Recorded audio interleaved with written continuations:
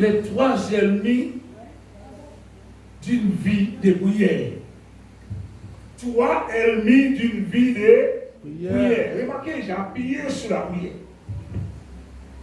Ah ouais, mon frère Bernard. J'ai bien appuyé sur la prière, renouveau de la prière.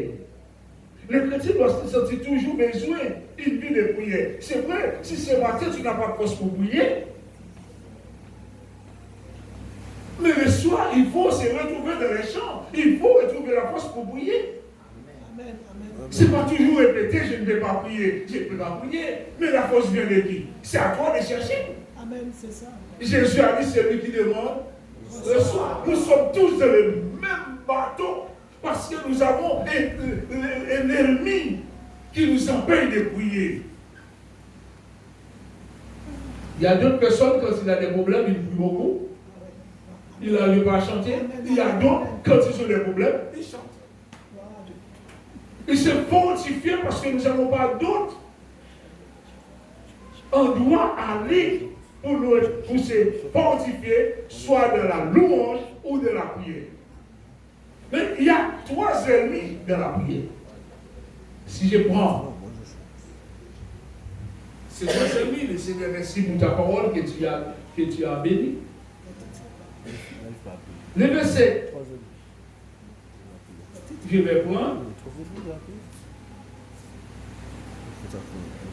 Avant de prier, avant de chanter, avant d'adorer. Mais je vais lire le verset.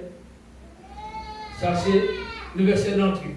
Je vous écris dans 1 Jean chapitre 2, verset 12. Pour prier, il faut rester dans la prière. C'est le moment où j'arrive ici, le verset 12. 1 Jean 2, verset 12. J'arrive ici. Parfois, j'ai plus de force à la maison pour prier. Mais quand j'arrive ici, j'ai écouté un frère qui prie, une sœur qui prie, ça me fait du bien. Ça donne la force. Du moment où je reste couché, je n'ai pas la force pour prier. Mais lorsque j'ai entendu l'autre qui prie, mes bien-aimés, j'ai écouté l'autre qui prie, l'autre qui prie, l'autre qui prie, l'autre qui prie. Et puis je commence à prier aussi. C'est pourquoi Jésus même, là, il le dit, hein, et la parole des Énotiens dit, où ça il envoie la bénédiction? Où ça l'huile coule? Dans sa maison. Le moment à la maison, c'est normal. On peut s'occuper partout. On a ça à faire, on sait sur ça. On a oublié Dieu. Voilà. Le verset de base. On va le lire ce matin, le verset de base. Je prends toujours le verset de base avant d'entrer. Jusqu'au verset 14. Je vous écris, petits enfants, parce que vos péchés sont pardonnés à cause de son nom. Ça, c'est pas le message, c'est le verset de base. Ceci, je vous écris, Père, parce que vous avez connu celui qui est dès le commencement. Je vous écris, jeunes gens, jeunes filles. Le masculin rapporte sur le féminin. Dieu veut parler à tout le monde. Père, jeune fille, jeune femme, enfant. La parole, mes bien-aimés, c'est pour chacun de nous. Je vous écris, Père, parce que vous avez connu celui qui est dès le commencement. Je vous écris aussi, jeunes gens ou jeunes filles, parce que vous avez vaincu le malin. Jeune homme, jeune fille, vous avez tout aussi pour entrer dans le combat. Parce que vous avez vaincu le mal, vous savez le mal c'est qui? Je vous ai écrit, petits enfants. Vous avez ça?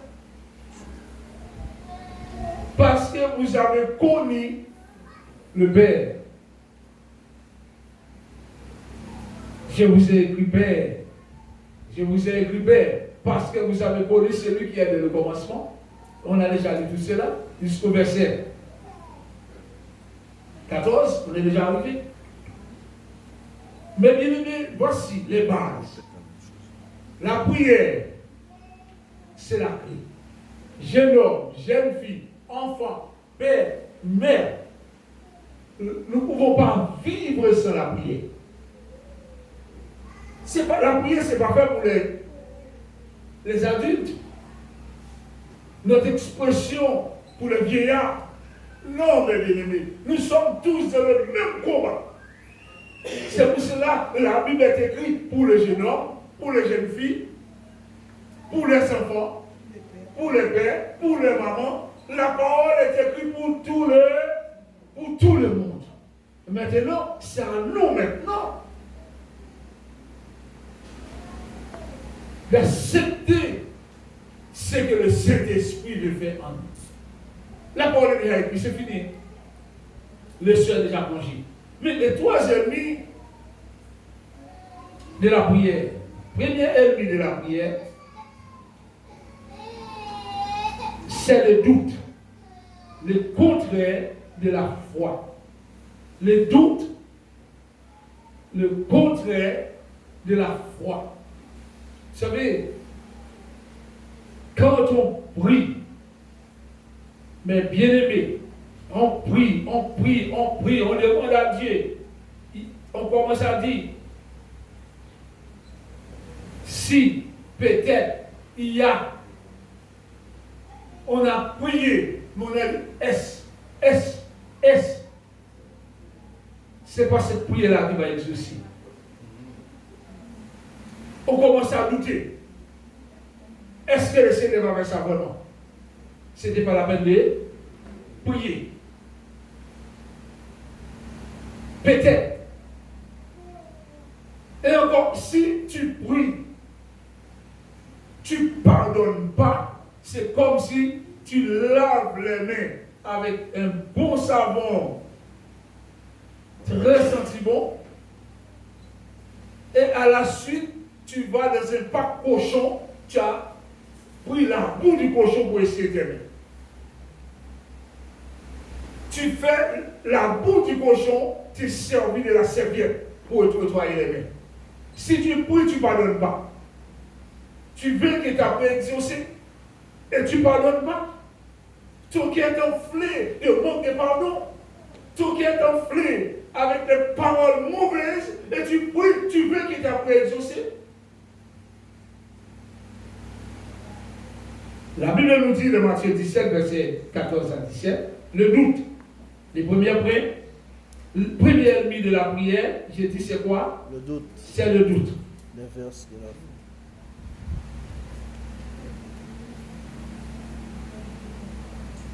C'est le contraire de la foi. 15, 17. Matthieu chapitre 17, verset 15, 17. Oh oui, le verset 14, c'est bon, tu as bien fait. Lorsqu'il fut arrivé près de la foule, un homme vint se jeter à genoux devant Jésus et dit, lorsque nous prêchons l'évangile, nous parlons des miracles, nous parlons des guérisons. L'évangile ne peut pas prêcher si on ne parle pas des miracles, on ne parle pas des guérisons. Mais qui va saisir les miracles, qui va saisir les guérisons, c'est nous-mêmes. Parce que le Seigneur a dit, il envoie sa parole, il guérit. Mais c'est à nous de faire tout pour attraper la guérison de la foi. Amen. Il envoie sa parole. La parole est déjà envoyée. Chacun de nous doit saisir la parole de Dieu pour être guéri, mes bien-aimés, pour être pardonné. Et chacun de nous a la responsabilité. Moi, j'envoie la parole. C'est à vous de faire quoi? La Bible nous dit dans le verset 14, on vient de lire, lorsqu'il fut arrivé près de la foule, qu'est-ce qui s'est passé, l'Église? Qu'est-ce que ce jeune homme a fait? Devant qui? Devant Jésus. Continuez le verset. Qu'est-ce qu'il a dit à Jésus? Seigneur, aie pitié de mon fils, qui est lunatique et qui souffre cruellement. Mais bien aimé, nous voyons, ce n'est pas seulement il est lunatique, mais il souffre aussi. Un jeune homme. Ce n'est pas parce que tu es jeune, tu ne seras pas malade. Ce n'est pas parce que tu es jeune, tu ne vas pas te retrouver dans cette difficulté-là. Ne crois pas de ta jeunesse, mais crois plutôt en Jésus-Christ. Ce jeune homme, mais lorsque j'ai regardé, ce jeune homme lui-même, ce n'est pas ses parents qui s'approchaient près du Seigneur. Est-ce que c'est les parents? Est-ce que c'est les parents? Le jeune homme même, mes bien-aimés, ce jeune homme, il a crié, Seigneur, aie pitié, qui a dit, aie pitié de mon fils. C'est les parents. Le parent a crié, aie pitié de mon fils qui a la maladie lunatique, c'est-à-dire la maladie lunatique. C'est quelqu'un qui tombe. Comment il tombe? Comment on s'appelle ça dans le langage? Non, dans le langage, comment on s'appelle ça? Qui met le moment? Il est bipolaire, il change d'humeur. Et c'est là, des moments, cette maladie attaque les gens. Il change d'humeur. Si tu regardes, sur Internet, vous allez voir que la lune peut jouer aussi sur cette maladie. Il y a des gens dans la lune. C'est pour ça que je dis, mes chrétiens, mes frères et sœurs, si le Seigneur nous a délivrés, nous ne devons pas avoir cette maladie lunatique en nous. C'est vrai. Un chrétien ne doit pas avoir la maladie. Trop de chrétiens à la maladie lunatique en nous. Ils changent de visage. Ils changent de lumière. Il y a un problème, mes bien-aimés. C'est comme ça. Épileptique. Épileptique, on le dit encore, comme on dit dans le cœur de notre peuple. Épileptique ou bien malcadie. Ah, malcadie, je ne connais pas. Ça, c'est le diable, c'est les démons. Hein? Ça aussi, ça peut jouer aussi par la lune. Il y a des lunes qui jouent sur cette maladie. Oui, c'est vrai. Mais un chrétien ne doit pas changer. Il faut crier au Seigneur. Mais les parents étaient dans une souffrance de voir ces enfants qui tombent, mes bien-aimés. Son fils qui tombe chaque fois, et quand il tombe, son rêve, et puis il commence à crier, ça fait peur. Et puis il souffre encore cruellement. Il tombe souvent dans le feu, il ne sait pas où, et souvent dans l'eau. Le verset 16. La Bible nous dit, qu'est-ce qu'on a fait avec ces jeunes hommes? On leur amène à ses disciples. Nous, les disciples de Dieu, c'est nous. Quelqu'un de la rue, quelqu'un Saint-Pierre, quelqu'un Carbet, quelqu'un Vauclin, ils emmènent l'enfant juste ici pour nous, les enfants de Dieu. Pour l'église. Et ils n'ont pas pu les guérir. Ah, il y a un problème. Pourquoi? Ils ont prié. Ils ont prié. Les disciples ont prié. Les disciples ont prié. Ils ont prié. Mais il y avait un combat de la prière. Attention quand nous prions. Quand nous prions, attention. On peut prier. Mais ne doutez pas. Ne doutez pas. Oh, je les ai amenés à ses disciples et ils n'ont pas pu le guérir. La suite nous dit, qu'est-ce que Jésus a dit? Race incrédule. Écoutez, premièrement, il appelle les disciples race incrédule. Un homme incrédule, c'est un homme qui est comment? Qui croit pour un temps. Et un temps, il ne croit pas. Il doute à chaque instant. Et encore le mot qui fait mal, incrédule et père. Un homme pervers, il est comment? Il appelle les disciples des hommes pervers. Il appelle les disciples. C'est quoi, enfant? Jésus est en train de dire, mais regardez vos états. Regardez comment vous êtes. Vous êtes mes disciples. Alléluia. Jésus, il est en train de lire les pensées des disciples. Il l'appelle les incrédules. Répondit Jésus, jusqu'à quand serai-je avec vous? Jusqu'à quand vous supporterai-je? Amenez-les pour moi. Qu'est-ce que Jésus a dit? Amenez-le moi ici. Alléluia. Mais avant que Jésus dise Amen, il est pour moi. Mais regarde comment Jésus a traité ses disciples, des incrédules, pervers. Sans la foi, l'huile de ta vie à battre. Mais on peut continuer. 18. Jésus parlait sévèrement. C'était des démons qui entraient en lui. Les démons est entré dans le jeune homme. Alors vous croyez c'est seulement les adultes, les démons peuvent entrer? Nous aussi les jeunes, les démons peuvent entrer en toi, un jeune homme. Les démons peuvent entrer en toi, jeune fille. Les démons ne font pas exception, ni grand, ni vieux. Mais Jésus, et récemment il était là. Jésus parla sévèrement aux démons qui sortirent de lui. Et l'enfant fut guéri à leur père. Lorsque Jésus a parlé, les démons a compris et tremblent. Et il ne reste pas. Si les démons ont tremblé, et nous, quand Jésus nous parle, nous résistons. Les démons ne peuvent pas résister à la parole du Seigneur. Aujourd'hui, j'ai regardé les chrétiens en train de lutter avec la parole de Dieu. Le verset 19 nous dit, alors les disciples s'approchèrent de Jésus et lui disent, en particulier, pourquoi n'avons-nous pas chassé ces démons? Ils sont déplacés tranquillement. Ils sont allés vers Jésus. Mais il y a un problème, Seigneur. Mais écoutez-moi, mais Seigneur, pourquoi on n'a pas pu chasser ces démons? On a prié. Mais pourquoi on n'a pas chassé ces démons? Alors vous voyez, c'est tous qui ont le don de chasser les démons. Mais bien aimé, dans la suite, regardez, c'est la réponse. Pourquoi? C'est à cause de notre. Jésus a répondu, c'est à cause de votre incrédulité. Regardez, mes bien. C'est parce qu'il y a un manque de foi. À cause de votre incrédulité, leur dit Jésus. Je vous le dis en vérité, si vous avez de la foi comme un grain de sénévé, ça il prend l'exemple, un grain, un petit grain tout petit, le plus petit, mais bien aimé. Vous direz à cette montagne, problème, difficulté. C'est l'exemple qu'il a donné. Transporte-toi d'ici là et il se transportera.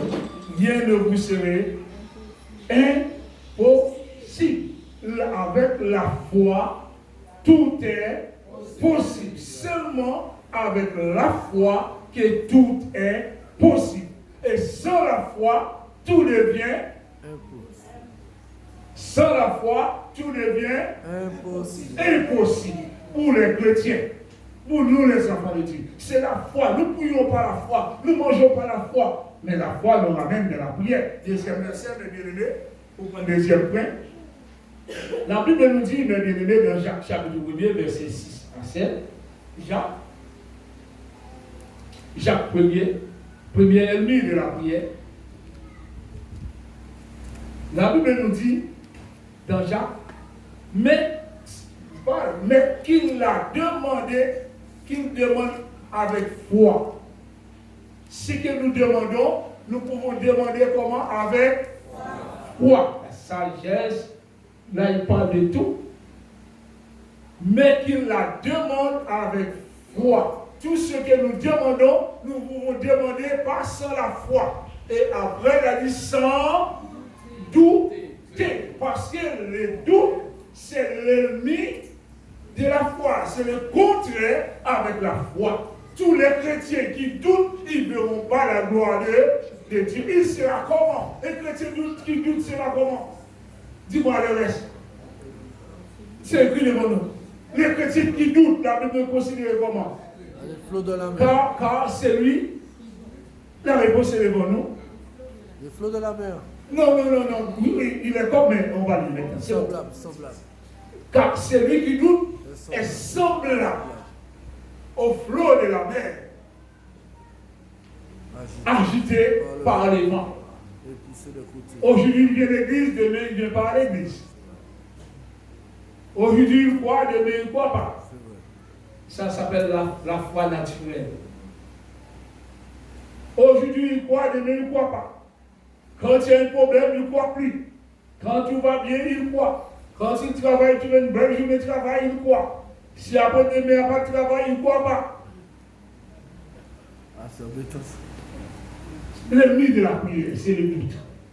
Mais nous sommes appelés pour croire à tout. Dans le bon moment, comme dans le mauvais moment. Nous devons croire à tout moment, mes bien-aimés. Parce que la Bible nous dit, car celui qui doute est semblable au flot. Vous savez comment là, j'étais dimanche dernier, j'étais au Lorrain. J'ai regardé comment la mer du Lorrain est en train de... Monsieur, mes bien-aimés, si vous voyez la mer du Lorrain, ça, je dis, comment? C'est comme c'est un chrétien et quand il doute. C'est comme c'est un chrétien. Mais si on est comme ça, quel fruit on va porter dans nos prières? Restez debout au péché, là où la main est en train de... Vous allez dire, mais est-ce que ma foi est comme ça? Est-ce que notre foi, aujourd'hui on croit, demain on ne croit pas? Celui qui doute est semblable au flot de la mer, et puis il est toujours agité. Un chrétien qui est toujours agité, il ne verra pas la gloire de Dieu. Le Saint-Esprit n'est pas de l'agitation. Il est poussé à des côtés et d'autres. Pourquoi? Quand on est dans le doute encore, aujourd'hui on est là, demain on est de l'autre côté. On ne sait même pas qu'est-ce qu'on cherche. Les doutes nous font oublier Jésus. Les doutes nous rendent comme un chrétien agité par le vent. Poussé des deux côtés. C'est la Bible qui le dit, mon frère Bobby. Les doutes. Quand on est agité, parce qu'on est dans le doute, un chrétien doit être calme. Un chrétien doit être douce. Quel que soit le combat, nous devons apprendre à rester dans le... Mais quand tu es agité, tu ne vas pas gagner la bataille. Je me souviens, il y a un frère qui avait des problèmes avec sa femme. Il a 2 enfants. Oh, sa femme voulait prendre les enfants au tribunal. Il avait rendez-vous au tribunal avec sa femme pour la séparation. Et puis le frère est venu me voir, il m'a dit, passer la guerre, j'ai rendez-vous telle date au tribunal et je vais garder mes enfants. Je ne vais pas donner à ma femme les enfants. Moi, je vais prendre soin de mes enfants. Écoutez-moi. Le Seigneur nous dit quand tu arrives devant les juges, quand c'est a dit dans sa parole, il dit fais monter la parole en toi, mon frère. Il dit fais monter la parole en. Ce n'est pas la parole du passer la guerre. Mais moi, je te dis ce que le Seigneur a dit. Quand on te met devant la justice, qu'est-ce que tu dois faire? Tu dois rester tranquille et le Saint-Esprit parlera.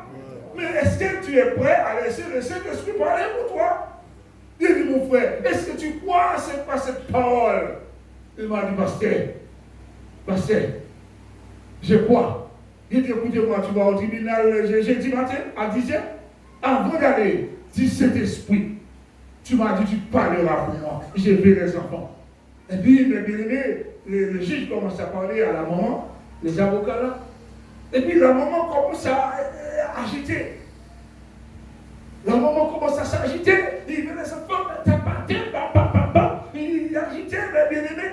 Et puis le frère c'est tellement calme. Il a compris, c'est dans le calme. Et dans le calme, et la tranquillité, que sera ta victoire. Alléluia. Alléluia. Même si tu vois la maison de tomber sur toi, n'agitez pas, non? Même si tu vois ta fille, il s'élève contre toi, laissez-le calme. Même si tu vois ton fils, t'es bon pas, laissez le Seigneur faire, laissez-le calme. Et puis, les juges restent là, les 2 avocats, l'un a regardé l'autre. Les juges regardaient. Et puis, les juges regardaient les avocats. Et écoute-moi. Alors, nous allons donner les enfants à une femme agitée comme ça. Monsieur est-elle, vous aurez les enfants. Alléluia. Le Saint-Esprit parle là. Mais nous, il envoie sa parole. C'est à nous de saisir la parole, mes bien-aimés. Ça, vous avez vu, moi, je suis en train de prêcher l'évangile. Mais c'est à vous de rendre l'évangile. Je ne peux pas couper ton cou pour prier. Je ne peux pas te forcer à prier. Mais c'est toi qui sais que tu as un vide de toi. Tu as besoin de la prière. Alléluia. Le doute est là, le problème est là, mais toi, lève-toi, dis Satan, tais-toi, dis Satan, je vais prier, dis Satan, c'est le Dieu de ma victoire, alléluia. Deuxième point, c'était quoi encore? Je n'ai pas donné le deuxième, la peur. Deuxième ennemi de la prière, c'est la peur.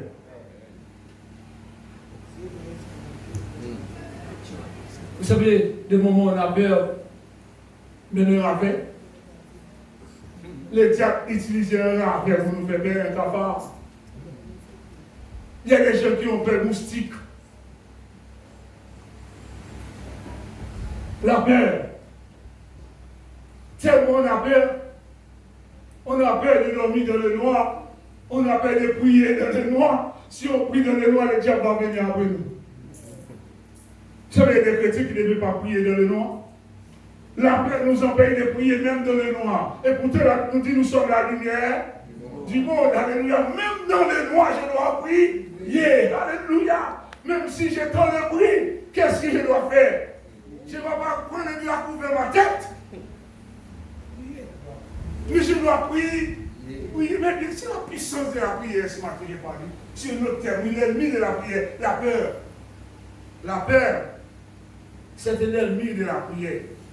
Dans Jean chapitre 6, verset 19 à 20, la peur, on va prendre à partir du verset 16 à 20. Vous savez, la peur, c'est comme une dictatrice. Il y a le dictateur qui domine le pays. Quand on a peur, c'est comme un dictateur, une dictatrice qui nous domine, qui nous empêche de prier. On a peur de prier. On a peur de prier. Pourquoi? Bien aimé, la peur de lever la voix, la peur de dire Seigneur merci. Quand le soir fut venu, ses disciples descendirent au bord de la mer. Il y a le soir, il y a le matin, il y a midi. Mais là, c'était le soir. Le soir est arrivé. Ses disciples descendus au bord de la mer, continuaient, étant montés dans une barque, ils traversaient la mer pour se rendre à Capernaum. Il faisait déjà nuit, un traverse. Dit un traversé. Mais il fait nuit déjà. Il fait nuit déjà. Oh, il y a un fantôme. Tellement les disciples ont des problèmes. Il s'appelle Jésus fantôme. C'est l'ennemi de la prière. Les disciples appellent Jésus fantôme. Jésus qui marchait sous l'eau. Et puis les disciples disent c'est le fantôme. Il disait déjà nuit et Jésus ne les avait pas encore rejoints. Il souffla un grand vent et la mer était comment? Agitée. Oh, alléluia. Un vent qui a soufflé. La suite nous dit, continuez.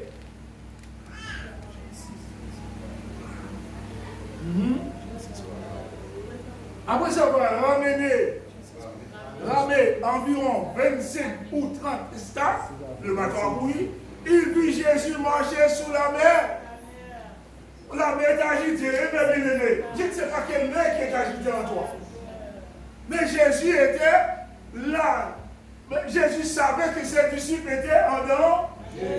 Jésus savait que les disciples avaient la peur en eux. La peur était là. Mais Jésus s'est présenté tout de suite où il est passé pour arriver sous la mer. Mais il est Jésus. Il est Jésus. Ne cherche pas à comprendre. Il vit Jésus marchant sur la mer et s'approchant de la barque. Qu'est-ce qui s'est passé?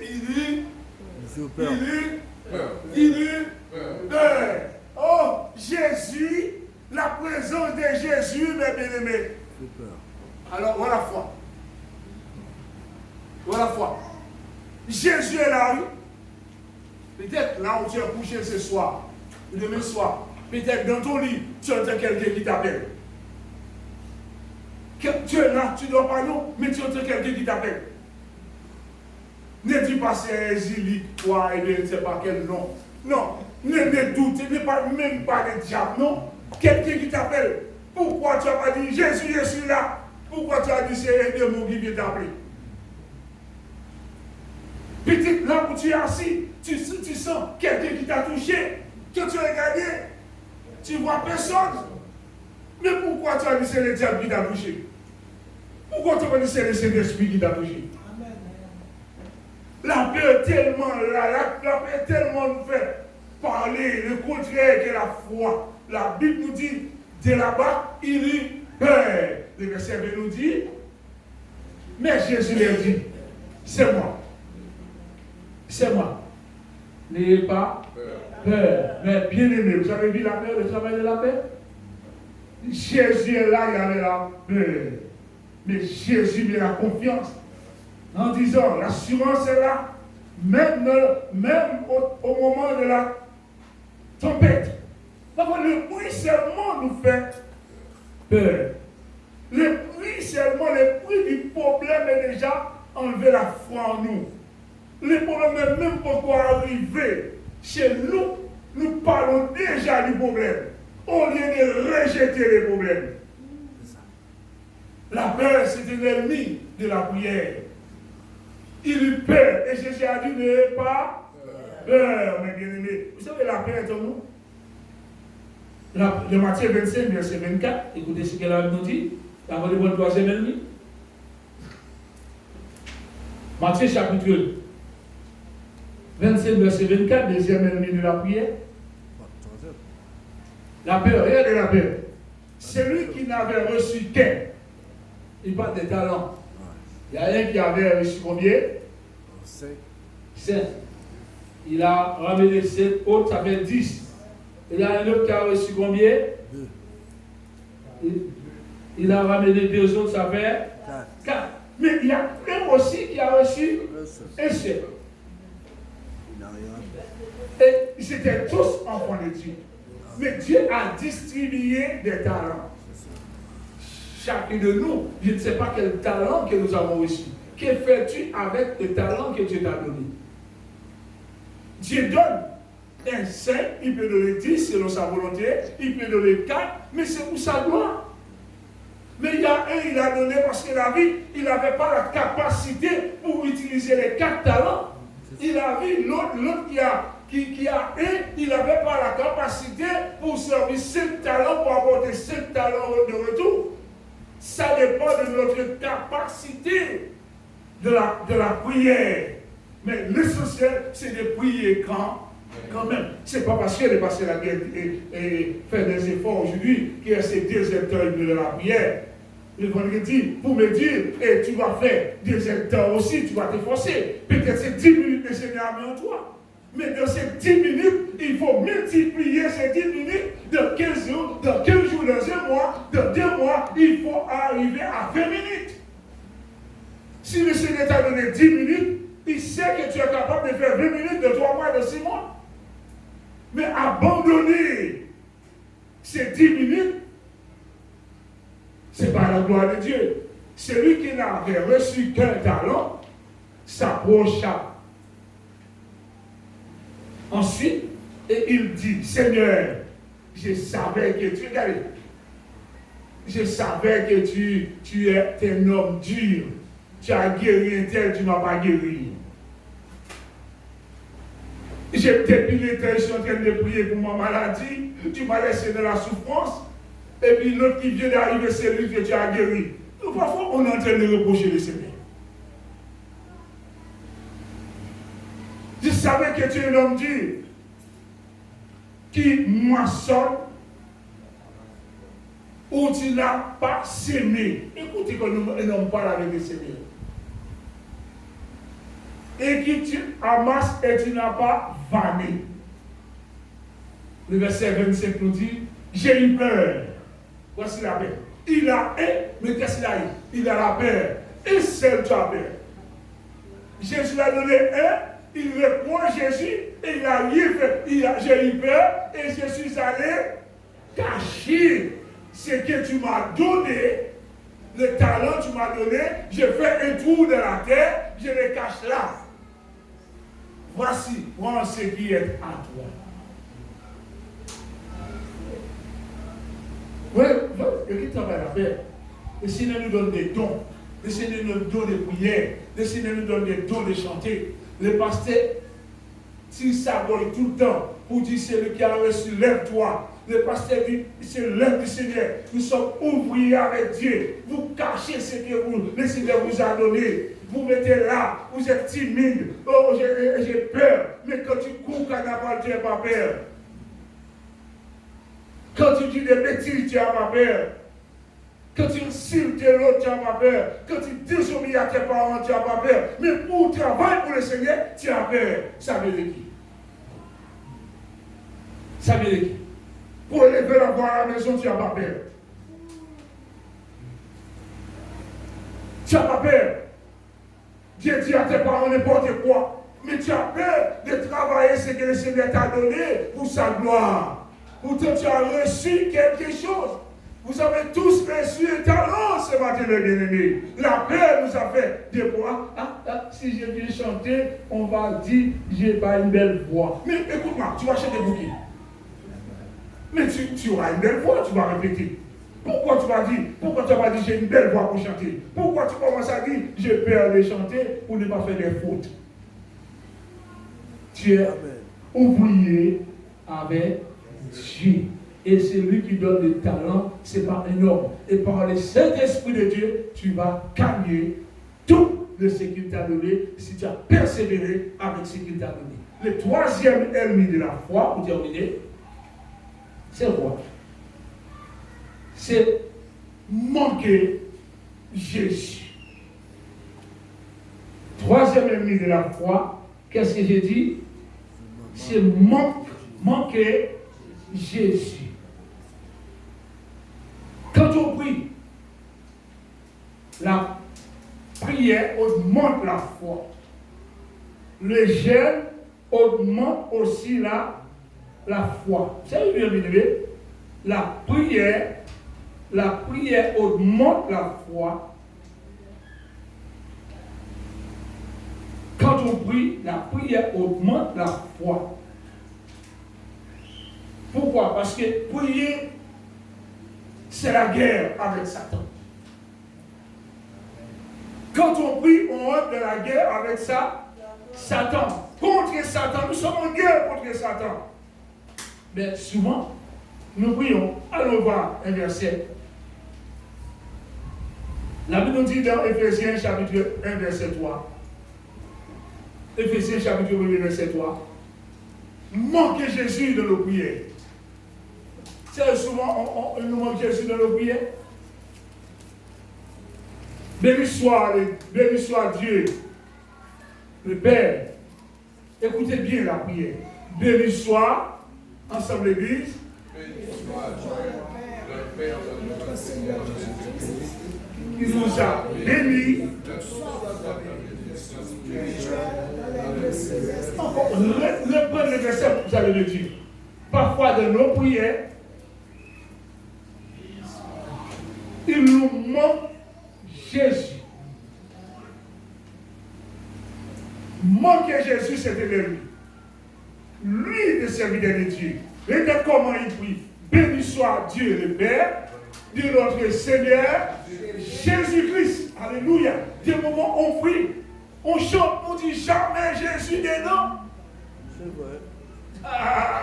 Il nous met bien aimé. Parfois, on est en train de prier. Mais on n'a jamais arrêté pour dire au nom de Jésus-Christ de Nazareth, démon qui est en moi, sorti. Maladie qui est en moi, sorti. Problème qui vient me troubler, au nom de Jésus-Christ de Nazareth. Parfois, on est là, sorti. Et comme on aime dire, démon, non. Je J'ai un grand problème souci avec mon pays. Sous hébreu? J'ai un grand problème avec mon pays. Baka, sorti. Baka, interne. Baka, interne.